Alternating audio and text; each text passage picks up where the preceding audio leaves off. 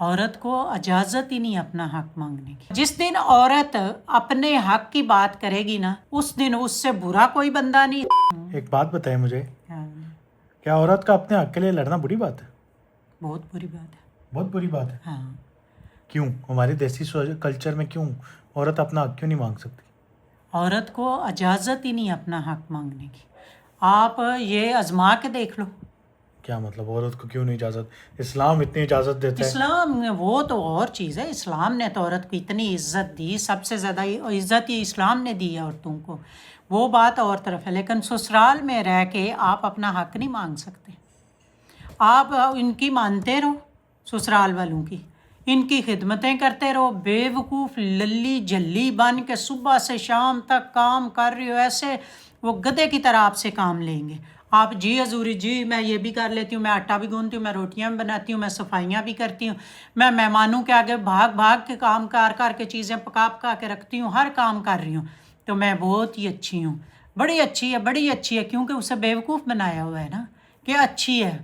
تب تک اچھی ہے جب تک اس نے منہ نہیں کھولا. جس دن عورت اپنے حق کی بات کرے گی نا اس دن اس سے برا کوئی بندہ نہیں. سارا خاندان مل کے اس کی تباہی بربادی نکال دیں گے.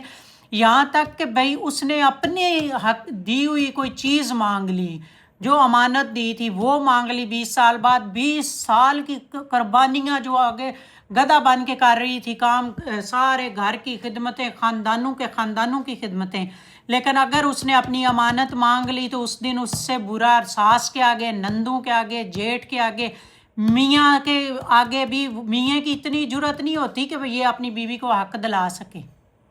میاں بھی کوئی نہیں حق دلاتا کیونکہ اپنے بہن بھائیوں کے خلاف کوئی نہیں جاتا. اس دن وہ عورت بری بھی ہو جائے گی، اس میں سارے کیڑے پڑ جائیں گے، اس کو اسی دن اس کا کردار بھی اٹھایا جائے گا کہ یہ تو ہے ہی ایسی، اس کو تو فون آتے ہیں، اس کو تو یہ ہوتا ہے، اس کو تو وہ ہوتا ہے. پہلے 20 سال جب وہ جوان تھی اس وقت اس پہ کوئی اس میں عیب نہیں تھا.